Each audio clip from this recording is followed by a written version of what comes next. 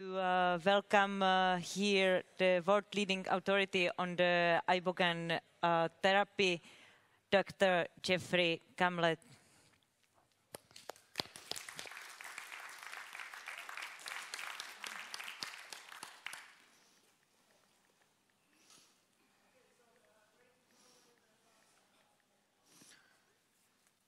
I think I'll give a minute for, can you all hear me?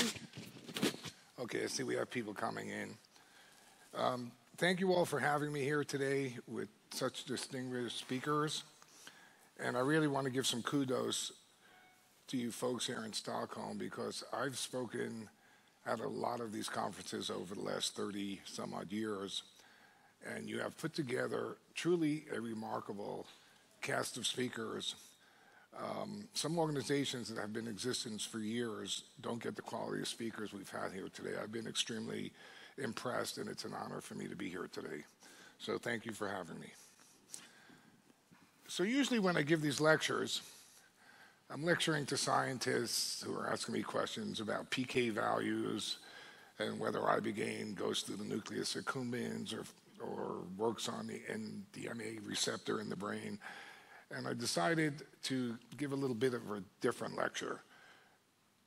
The nature of the entheogenic experience, something I call from wound to tomb, what's actually happening in the entheogenic experience, and then what is so special about Ibogaine that makes it really important, especially at this time of the political climate in the United States now. So I've called this From Wound to Tomb. Let me tell you a little bit about myself.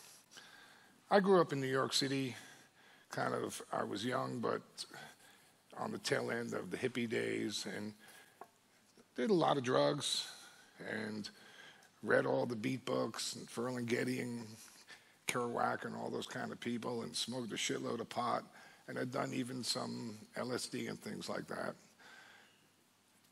And I remember from my youngest age, maybe even 6 or 7, contemplating as a child the nature of my existence.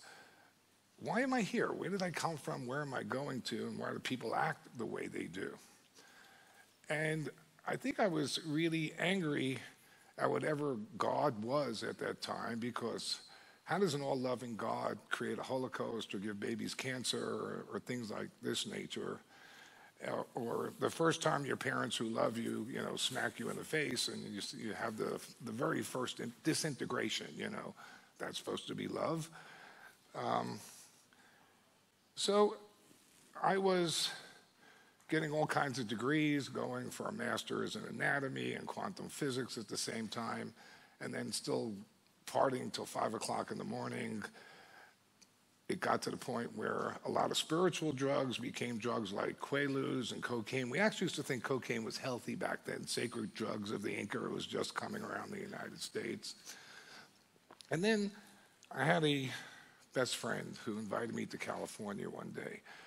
And this guy was really in the heart of the psychedelic movement in Northern California, introduced me to Alexander Sasha Shulgin, Humphrey Osmond, Owsley, people like that. And through a long story, one night I was sitting on a bed in San Diego University, and unbeknownst to me, I was just sitting there waiting to go to a Frank Zappa concert, who I'd run into in the airport that day. And they had dosed me with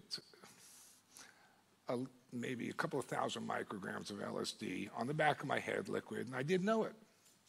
And I sat on that bed and very gently closed my eyes, and the next thing I remember, this was probably about 6, 7 o'clock at night. It was 2 o'clock in the morning, and the guys whose dorm room that was says, "You guys got to leave, we got to go to bed." But the things I saw that night were things I had never seen before. I can remember the first vision I saw like it was yesterday. I can paint you a picture of it. And in my naivete, the next day it was like, holy cow. If everybody in the planet takes this, there'll be no war. Let's poison the water, and everybody in the universe should take LSD, and they'll have the experience that I had. And, this is really important. I've since learned different. When I give a sociopath entheogens, he's still a sociopath. So it even became more interesting for me because now my whole idea of why I'm going to medical school was to study psychedelic drugs. I was going to become a psychiatrist. And about 2 months later, I went to a little hidden treasure in New York City called the Jacques Marseille Museum of Tibetan Art in Staten Island. If you ever have to be in New York, it's an amazing place. And this place has items from Tibet, which are thousands of years old, books that are 1,000 years old, like the secret snake powers and things of this nature, and ancient artifacts. But they had a bunch of Tonka paintings that were hundreds of years old. And one of those Tonka paintings, and I believe it was the Wheel of Life with a Shiva dancer in the middle, in a beautiful plum color, was exactly what I had seen in my mind's eye. I said, how is that possible? I had never seen this before. I saw it under the influence of LSD, and some guy in Tibet over 200 years ago, and I don't know of any hallucinogenic drugs that were in Tibet, they wrote about a drug called soma, not the soma we have now, which is a mild narcotic, but soma was a drug to cure all illnesses. We don't know really what it was today. But how could this man have painted something that I saw in my mind's eye? And it gave me this contact, this idea that I was connecting into some sort of genetic memory, a memory that did not fit into time. And by the way, I also, after that experience, really understood Einstein's theory of relativity, and that time was a Mobius strip, and I understood the Klein bottle, and somebody who was studying quantum physics, I really had a complete understanding of, physics. And a lot of people have told me then, under Ibogaine, I've had this great experience, and they tell me this story, and they'll tell me something. And by the way, I understand how weather's made, or planets are formed, or things of that nature. So I called this lecture Womb to Tomb, Sacred Plant Medicines, Entheogens versus Ibogaine. So what's so special about Ibogaine?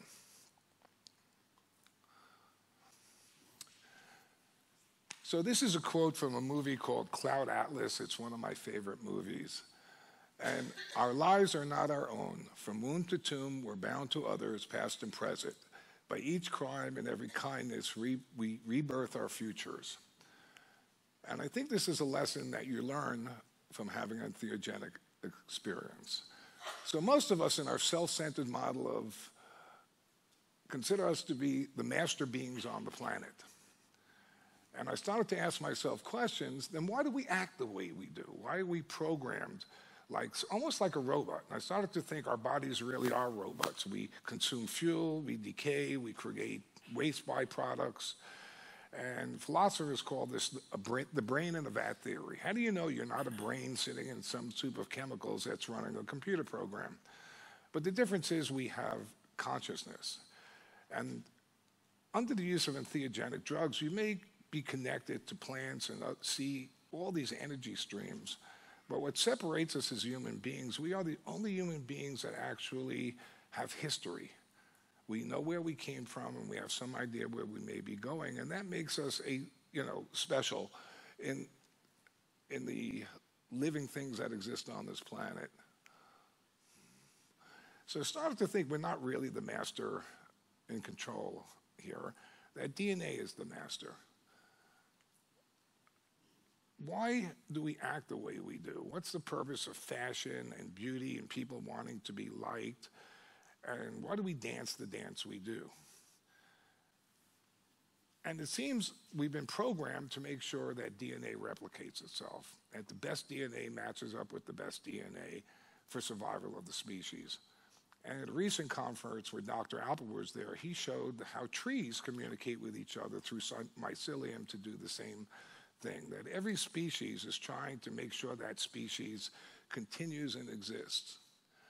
So Ray Kurzweil, I'm a big fan of Ray Kurzweil, who talks about the age of spiritual machines.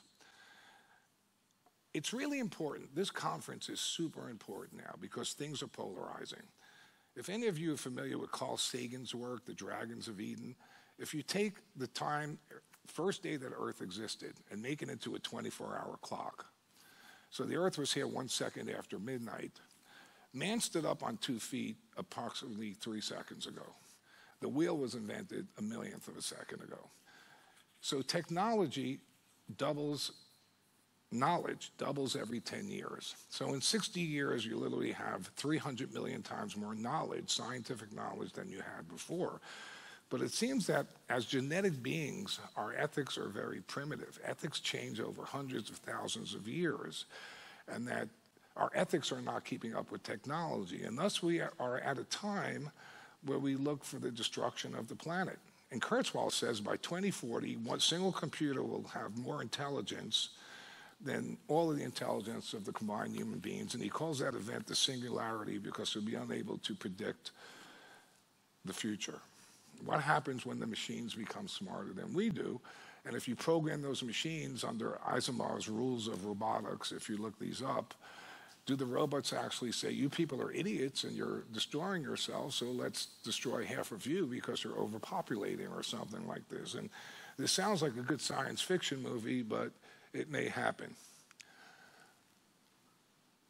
So with man against self-conflict, the struggle is internal. There's a conflict that usually associated with an external conflict. A character must overcome his own nature to make a choice between two or more paths, good or evil, logic or emotion.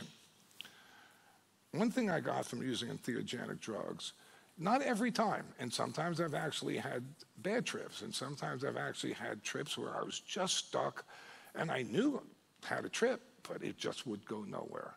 And other times I had amazing experiences.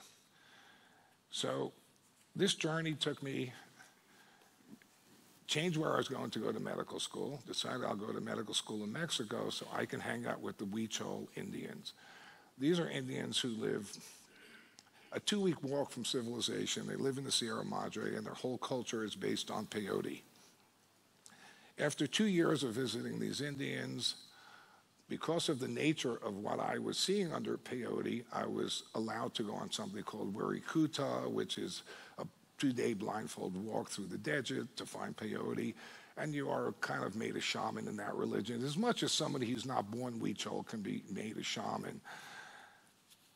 And I never go around saying I'm a shaman or putting it on my business card. I recently had a psychiatrist hand me a business card that said Integrative Psychiatry, Yoga Guru, and Shaman.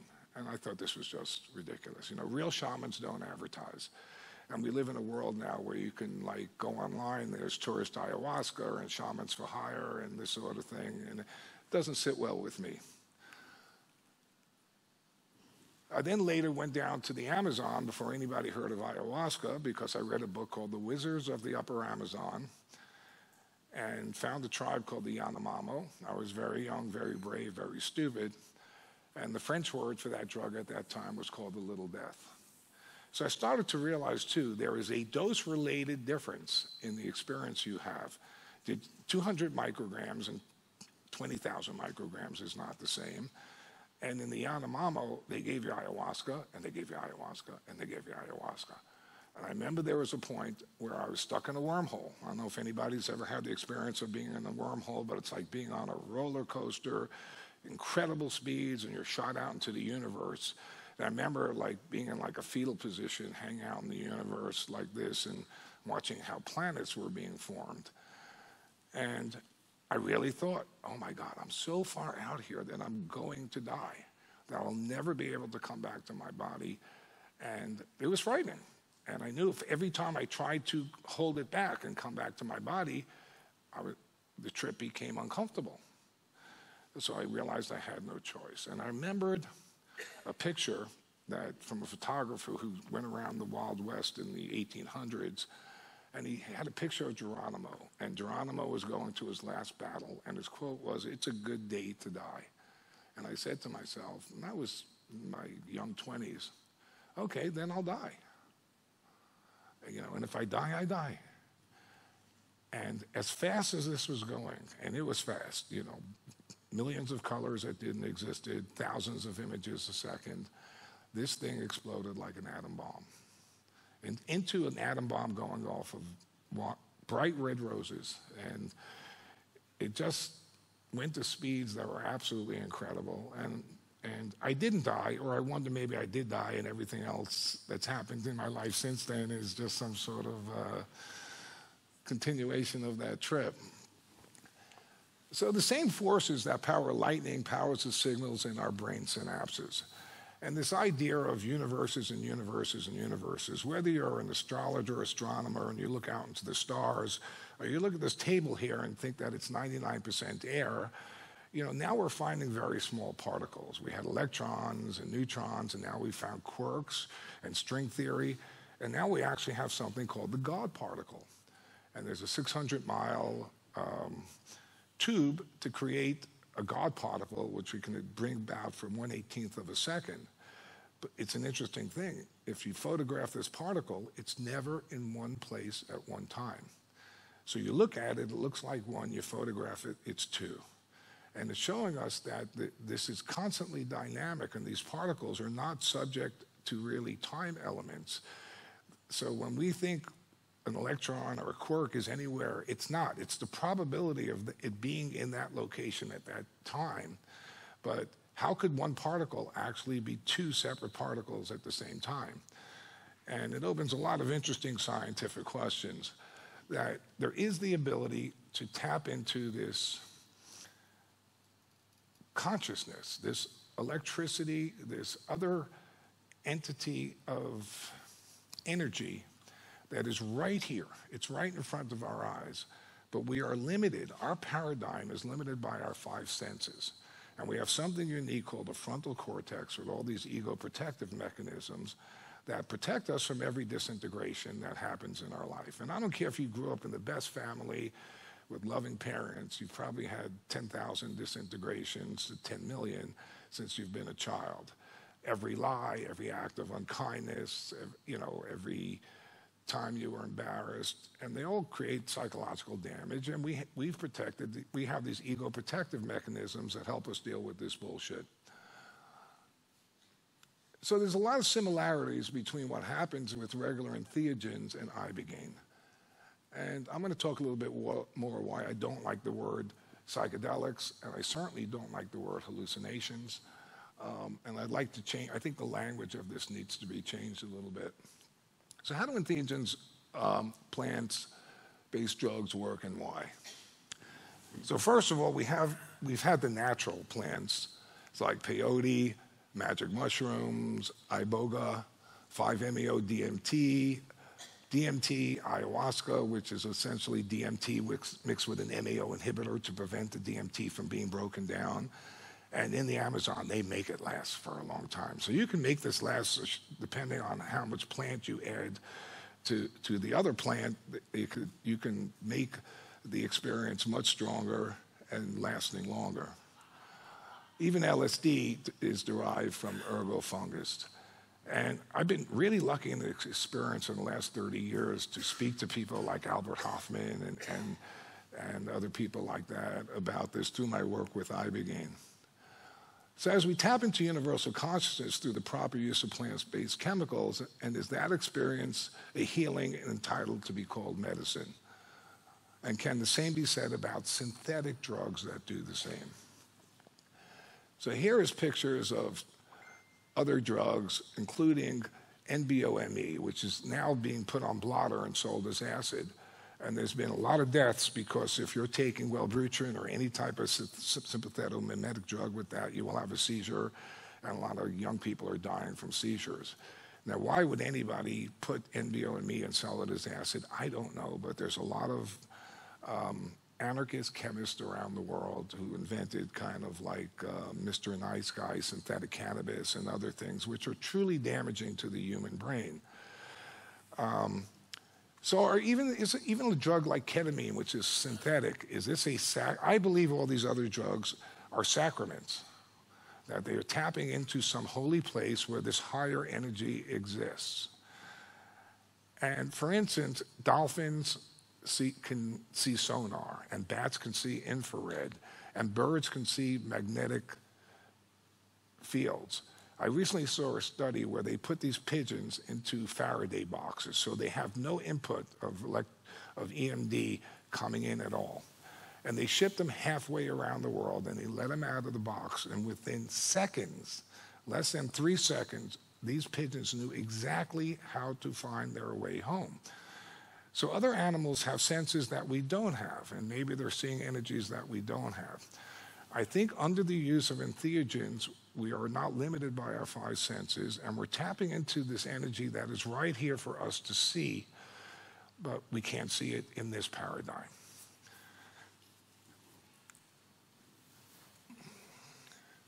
The Bwiti call Ibogaine the forest plant, that they talk to the trees.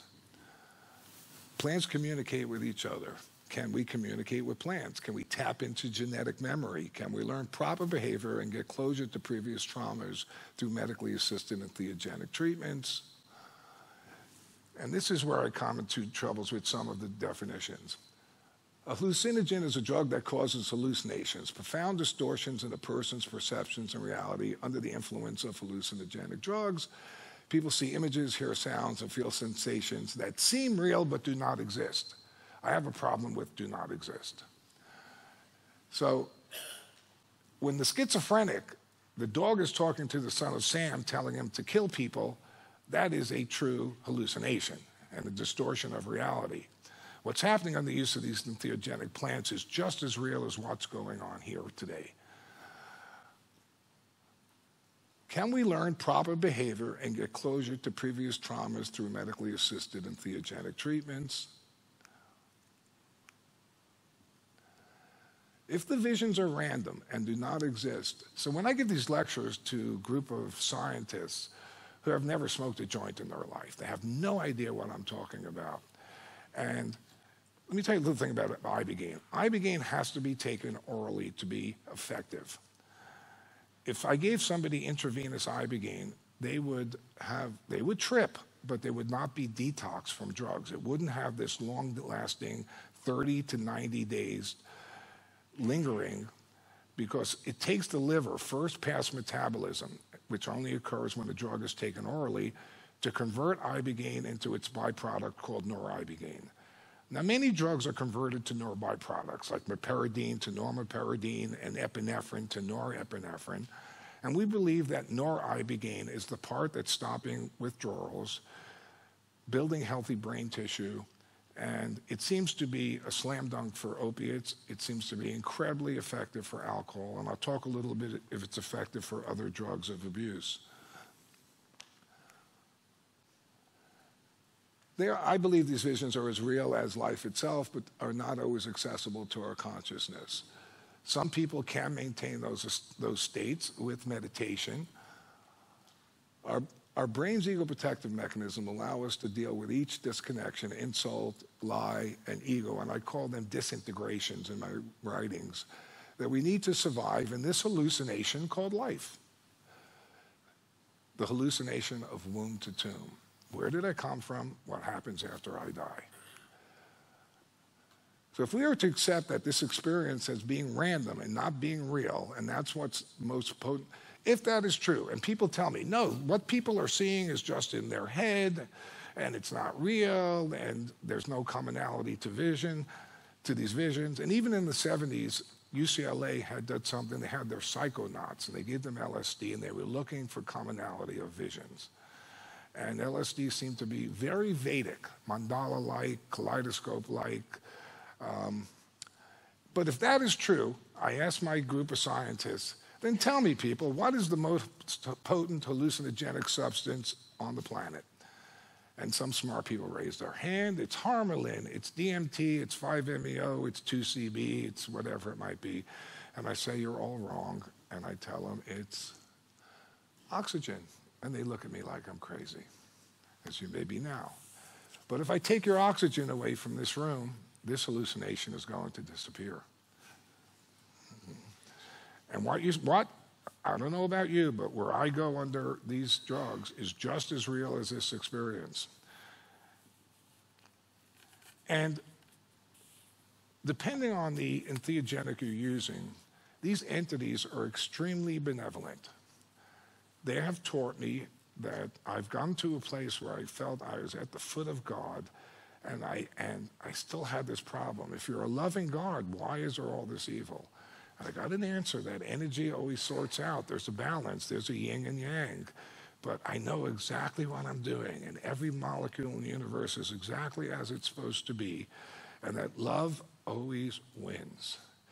And if you don't think it's right now, then it's not the end, okay? At the end, goodness, kindness, random acts of kindness, and love always win. So I coined this term called instant shaman syndrome. Somebody does ayahuasca, the next thing, oh, my guru told me I should help them do ayahuasca treatments with other people and I could become a shaman too. And I think that's the wrong message to send. I tell people, your job is not necessarily to become a Bwiti or an ayahuasquero. It's to take this information and bring it back to your own life. My grandfather used to say, shoemaker makes shoes. Do what you know how to do and take these new ethics and bring it back, whether you're an accountant, lawyer, doctor, scientist, waitress, whatever it might be. You don't necessarily, it's like me saying, I like Buddhism, so I'm going to put on saffron robes and now sing Hare Krishna in the airport. It's not who I am. So these are the standard psychiatric list of ego protective mechanisms that prevent us from actually dealing with all our disintegrations. The little lies we tell, the little way we embrace our stories a little more to make people like us. And I use this analogy before I give people Ibogaine. You ever been totally sober and you've been in a bar and some drunken guy comes up to you and he's patting you on the back and, yeah, come on, have a shot with me. You say, no, I'm good. And he's spitting in your face and he's telling you the same story he's told you 20 times before. It's like, dude, you're annoying me. Get away from me. When we're allowed in to visit these other entities, these beings, and in Ibogaine, there really are beings. Some of these drugs have a lot in common, but they all have different wavelengths of energy. They have different color spectrums. They have different animal animes. And depending on where the drug comes from, they seem to be related to the area. So ayahuasca is a very Amazonian drug, and Ibogaine is very African, and LSD is very Vedic, even though who knows where it came from. Psilocybin a little less. And I believe MDMA should not, the US government put MDMA in this list of hallucinogenic drugs, and I don't believe it belongs there. It's an empathogen and it's tactogen, and it has great value in therapy. But I'm not so sure that when somebody is peak experience in a major dose of this drug, this is a time for anybody to be talking to them. So the therapy should occur pre-treatment and after treatment. So what's your intention going in? How do you operate in this space? So I tell them, if I know how to fly a plane and we're both in the plane together and I jump out of that plane with a parachute and leave you in that plane, it's not going to end well because you don't know how to fly a plane. And if I don't explain to you how to operate in that paradigm of Ibo world or whatever entheogen they're going into, you may have a random experience. So I ask people to do nothing but listen to the music. At least under Ibogaine, this is not the time you want to have an internal dialogue. The Committee of Thousands, we are all talking to ourselves in our head all day long, having this dialogue, and I call them the Committee of Thousands. And sometimes I have to tell them, thanks for sharing, could you please shut the fuck up, What is meditation? Shutting off that committee. So I say, I'm going to be playing music for you, and I need you to pick an instrument in that band and make believe you're playing in front of an audience of 30,000 people. And if you make a single mistake, everybody will notice it. Because when people are listening to music perfectly, they're not having any internal dialogue, note by note by note. And the thing takes care of itself, okay? You get the message you're supposed to need. And as soon as somebody takes off those headphones under a flood dose of Ibogaine, I know I have a problem. And we tell them, go back to the music, go back to the music. I don't even want to talk to them. I'll tell them, I'll come in. At all times, they know who they are, where they are. And every time I had a bad LSD trip, I knew I took something. And I knew this was going to wear off. So all I had to do is not do something stupid like take off my clothes and run naked down the sidewalk, and I wasn't going to get in trouble. But I did know that I had taken something, and this is why I have to be really careful giving these drugs to people with schizotypal tendencies.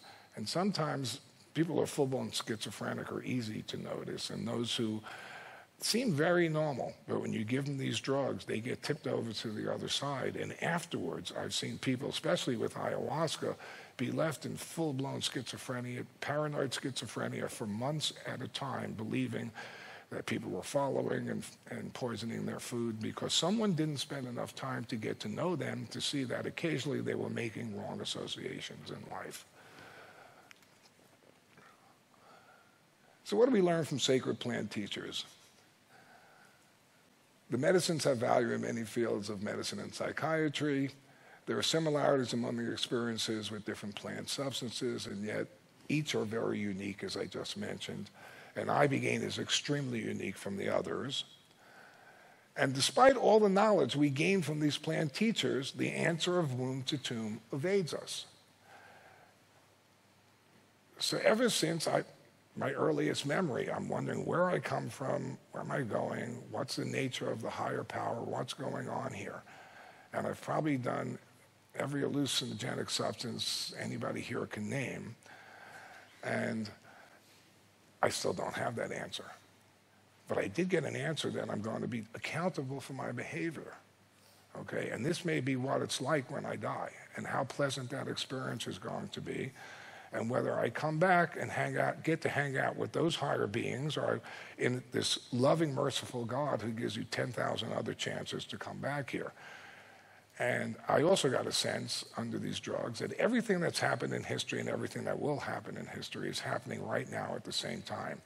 And Einstein talked about this, that we happen to sort out right here. And we all must be doing something right because we are born in the most interesting, comfortable time in the history of recorded man.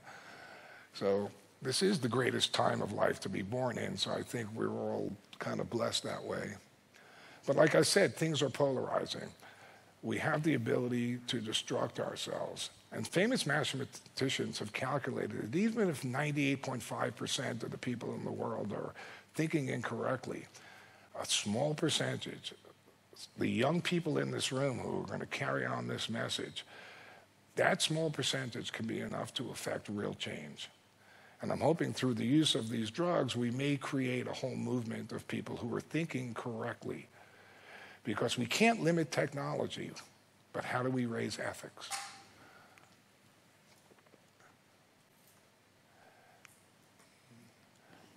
So people do get lost down the rabbit hole. I keep doing another entheogen and another entheogen and another entheogen because I want more knowledge. And it's interesting that I've had some patients who, after doing Ibogaine, decided, I'm going to do like Ibogaine every month, a flood dose of Ibogaine. And I've heard this from many. I've probably done over 1,800 treatments in the last 30 years. I'm not saying there were any adverse events.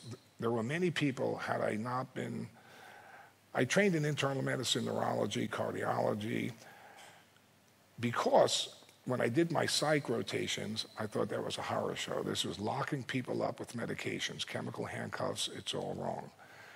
I did a cardiology fellowship. I couldn't practice it. I said, this is all wrong. The only thing left for me to do in medicine was go to emergency medicine, and I loved it. Because there were very few ethical questions. Somebody walked in with a gunshot to the chest or a knife wound or was having a heart attack or a stroke. It wasn't a question, well, if I had that same cancer, would I want to take that chemotherapy that I'm giving the patient, sort of thing? Yet, with all this knowledge, it didn't prevent me from getting addicted to heroin. I want to explore this drug too. And the first time I did that drug, I said, holy shit, that's the missing chemical. I've never felt part of, I felt different then. I was popular, I had a lot of friends, I had a great life, loving parents, but this was something that was missing, and I felt right for the first time in my life. And right within a few months, knew I had to stop this is bad, but I couldn't get through that sickness. And there were no detoxes, there was no Ibogaine back then. So I eventually become the director of the 6th best trauma center in the United States. I'm running a trauma center every day dealing with life and death, and I'm on the methadone line every morning hoping that nobody finds out. 7 years of this, through my residency and then. And one day I have a little voice. It's talked to me my whole life, only a few times, but every time I heard this voice, whatever it told me was going to happen in the next few days happened. And I got a little message from somebody, call it God if you want, that said, you know, I've been supporting this house of cards for a long time, and if you don't do something to clean up your act, like really soon, it's all going to fall apart in the next few weeks, okay? Somebody's going to find out, you're going to have problems with your license, and all I knew, I trusted this voice enough to quit my job the next day without any idea of how I was going to do this. I didn't believe there was anything that worked, nor would I ever consider having some doctor lock me up in some hospital and tell me, you know, give me a 2-bucket kick. Here's a bucket to shit in and a bucket to piss in and just be sick. And the big lie that they weren't telling anybody in the United States, even if you stayed in detox for 7 to 10 days, you're going to go through 90, specifically for opiates, and for benzos it's even longer, 90 days of something we call post-acute withdrawal. And nobody tells people about this. And this is why the relapse rate is so amazingly high. Okay, so I'm not in acute opiate withdrawal, but all I can think about is doing opiates. It takes the brain, and PET scans have proven this, 90 days to start to make enough endorphins and enkephalins to fill these millions of new opiate receptors you use by taking exogenously. When you're taking any drug, from cortisone, thyroid hormone, testosterone, or whatever it is, your body stops making it. So when you stop taking it exogenously, these organs have to amp up again. And loads of studies have showed that post-acute withdrawal lasts 60 to 90 days, and one day you wake up and you know it's over. In addiction, and I'm specifically treating addiction, I'm not selling spiritual experiences, I tell people it's super important to divide addiction into 2 different paradigms. Everybody says, if I can just get off this stuff without being sick, I'll never use again. And guess what? 98% relapse. How do I stay clean for the rest of my life is another paradigm. And that involves some of the other lectures we heard, a sense of community. I know for me, I cold turkey kicked this over 6 months, and without Narcotics Anonymous, I couldn't do it. Because for the first time, I was working a spiritual program, steps in order, in a very specific order, where the thought, I remember 2 weeks into this, I hadn't slept at all for 2 weeks, that, if I can just get 1 night's sleep, I'll go back to recovery tomorrow, and I won't tell anybody. And I drove all the way and bought $300 worth of heroin and was ready to do it. But because I went to a meeting that morning, the thought of going back to that meeting the next day and lying to these people who have really loved me, where can you go and say, hey, you know, I stick needles in my arm? I say, great, glad to meet you. No, but you don't understand. I'll steal your shit. Yeah, here's my phone number. I'll sleep with your wife. Come to dinner. You know, the therapeutic value of one addict helping another is beyond reproach. Better than psychiatry, better than therapy.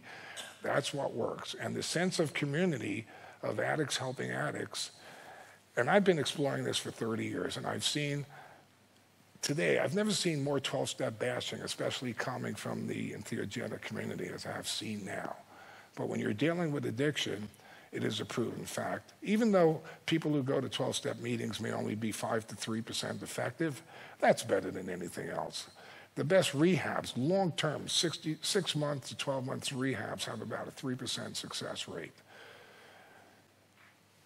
And what is success? So people used to think success with Ibogaine is you go home and you're not in opiate withdrawal. And I'm redefining success as who's clean at 6 months, 12 months, 18 months, 2 years. Who calls me 6 months later, I'm clean and I want to do Ibogaine again? Because that second experience is much different than the first one. So what is an exam where the answer isn't known? Since I get all this cosmic knowledge and still I don't understand where I come from or where I'm going to and what I'm doing here. But I may get a sense I'm going to be responsible for my behavior, and I've got to really, practice as many random acts of kindness as I can. That's a test. And it was Tom Wolfe, it's interesting, who wrote, if anybody has ever read the Electric Kool-Aid Acid Test. It's a book, okay. It's a book about LSD in the 60s in San Francisco, where it had its start. And they would put it in the juice, and everybody would come to me, and everybody would drink acid, and they didn't know it to it. And the test was, how many people got through that experience without bumming out, you know? Where you were natural. Some people were just naturals. They never had a bad trip. And some people had bad trips, but yet, when they had good trips, their trips were extremely, extremely profound. And like I said, I've asked every person for the next 20 years who told me they took psilocybin or LSD, what did you see? And 99% of them did not see anything like I saw, because there really is a dose-related response. There's a difference between 200 mics and 2,000 mics and 20,000 mics. And you have to be cogent of the fact that all entheogenic drugs, most of them except for LSD, have something we call an LD50, lethal dose 50. That's a dose of a drug at which you give it, 50% of the people will die. There is no, and those are called, the smaller the dose is, the LD50 is, that's called a narrow therapeutic index drug. The drug that treats you and the amount of drug that will kill you are very close to each other. And Ibogaine can be a narrow therapeutic index drug, where LSD is a wide therapeutic index drug. You cannot overdose on LSD. But ayahuasca, even psilocybin, I don't know if anybody can die from an overdose of psilocybin, but many other entheogenic drugs, you are limited as to how much you can take before it can hurt you. So this test is life itself. We are spiritual machines that have a choice to make. And that choice you make, I think, determines on how comfortable you're going to be at your death. So can we learn proper behavior from ingesting sacred plants? Yes. Still, the answers we seek elude me or us. So what's so special about Ibogaine when many plants and perhaps synthetic variations can do the same thing? There are many plant teachers out there. So it's funny. From going into medicine, wanting to study psychedelic drugs, I was writing papers on something I called neuropsychiatric immunology. I was writing about how I saw 6-year-old children taking peyote up in the Sierra Madres, and they were in brain damage. As a matter of fact, they would grow up to be the most amazing artists who made the paintings and clothing, and it seemed to increase their artistic ability. And there certainly was no cognitive deficit. Ibogaine is the only substance on the planet that we know of today that will ameliorate opiate withdrawal in less than 24 hours. I use this example with a patient. If you are arrested with a heroin habit and thrown into a jail cell and left there for 90 days, you would leave detoxed. You got through the 90 days post-acute withdrawal. Still, everybody walks out of jail and goes right to the cooker. Instantly, Ibogaine puts you 90 days ahead of the curve. And this is flood dosing. These are big doses of Ibogaine that carry significant mortality and morbidity, significant risk of killing people or hurting them if you don't know what you do. So caveat emptor, I know a lot of people here are coming to me, they want to know how to give Ibogaine safely, or they want to try Ibogaine. And the biggest problem is there are many types of Ibogaine. Are you doing root bark? Are you doing extract? Are you doing elixir? Are you able to get 98% pure Ibogaine hydrochloride? And I paid a lot of money to get per gram of Ibogaine to know that it's at least 98.3% pure Ibogaine hydrochloride. So all these clinical studies that are being done, Frank Vacci, the ex-head of National Institute of Drug Abuse in the United States, called Ibogaine this vast uncontrolled experiment. They also said at this time, this is the most promising thing in the pipeline for addiction medicine. And 27 years ago, I was quoted saying, I think this is the most important discovery in the history of addiction medicine. Unfortunately, in my country, pharmaceutical companies rule. I've done approximately 120 clinical trials for Big Pharma over the last 20 years, not to do with plant-teaching drugs. Inhaled insulin, asthma drugs, new pain pills, They hire me as a principal investigator as a site. There are many sites all over, international sites, to collect data to bring out new drugs. So I know what it takes to bring out a new drug. And I meet with the heads of these pharmaceutical companies, and they tell me, Jeff, is there a way for people to take Ibogaine every day? No, it's a single dose treatment. And maybe 6 months later, boosters and things like this. And they tell us, nope, no good. We don't exist to cure disease. We don't exist to cure anything. We exist to turn profits for our shareholders, and we make no qualms about that in a capitalistic society. So, i.e., no drug is a good drug unless you have to take it forever. So they love drugs like Prozac, and they love psychiatric drugs. So I say to them, so you tell me if I found the cure for HIV tomorrow, it would never come out? And they say yes, because we sell $18 billion of retroviral therapy a year, and the last thing we want to do is find a cure for anything. When the cure for hepatitis C came out in the United States, it sat around for 5 years till they got permission to charge $900 for a single pill. So everybody knows that Ibogaine is the cure for opiate dependence, not the cure for addiction. And yet this drug, we are facing an opiate epidemic. When I moved to Florida in 1988, there were 9 deaths per year. Is that the time I have remaining? I'm over it. Okay, let me go through this quickly. So when we're detoxing somebody from Ibogaine, we give them big dosages. It's also been very effective in preventing relapse for alcohol and cocaine abuse. With crystal meth and crack, we're about 50% good and bad, but that's still much better than any other process that's out there right now. Ibogaine does not work for benzodiazepine. That's a different place in the brain. And it's the only drug where you don't have to go through any decrease in your opiate dosage before taking it. Only have to be 8 hours. Caution though, patients who are on methadone or Suboxone cannot go from methadone directly to Ibogaine. Those drugs are long-acting drugs. So if you're taking 60 milligrams of methadone or Suboxone, for instance, let's use methadone as an example, and I stop, day 2, I have 30 milligrams of methadone left. Day 3, I have 15, 24-hour half-life. Next day, I have 7.5 and 3.24, and so on. So you have to take these people off the long-acting drug and switch them to a short-acting drug till there are no more half-lives of the long-acting drug. So Ibogaine is metabolized by this liver to the substance noribogaine, which fits these opiate receptors, locks onto them, but has no intrinsic activity. It's preventing withdrawal, but has no intrinsic activity. And it's fat soluble, it's fat depot, so it sticks around for 60 to 90 days, locking onto the receptors, preventing opiate withdrawals. In 1988 in Florida, we had 8 opiate deaths in the state per year. We have 8 per day in Miami now. There's a 350% increase in opiate usage in the United States in the last 24 months. People are dying because the heroin is no longer heroin, it's all fentanyl, carcifentanil, 100 times.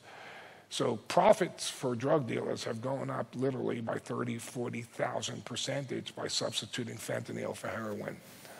Ibogaine carries unique safety risks to it, especially at flood dosing. It causes bradycardia, slow heartbeat, hypertension, QT-QC prolongation, lengthening of the QT interval. That's what an EKG looks like. That P wave is contraction of the atria, the QRS contraction of the ventricles, and the T wave is the time it takes a heart to reset. Purely an electrical, this is a voltmeter.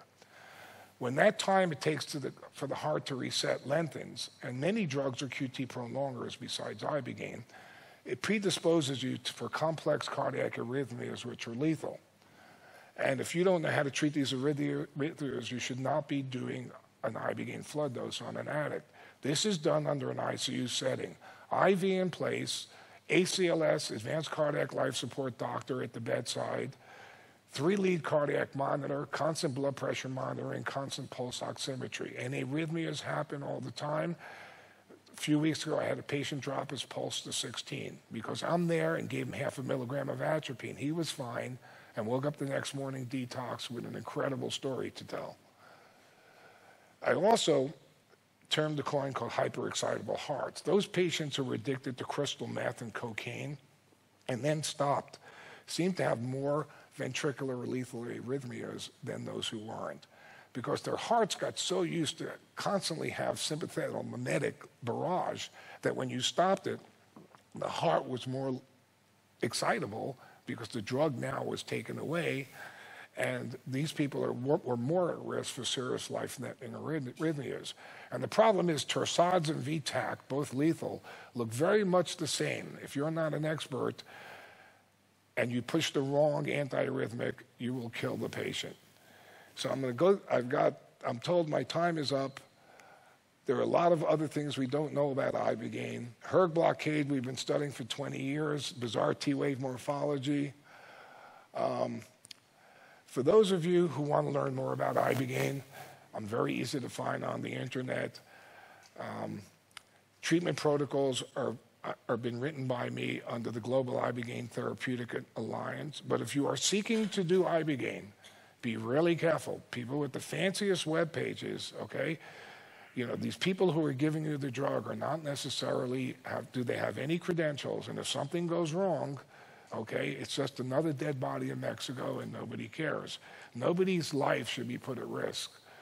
So I'm not so sure Ibogaine, you know, Ibogaine is pretty safe. 97, 98% of the time, nothing goes wrong. But, you know, as a provider, if you killed one person, and when treating a patient, a community of addicts, they're not exactly in the healthiest of shape. So it takes a lot of skill and training to do this. And thank you for letting me come. I'm told I'm over time. I wish I had more time, guys. Thank you.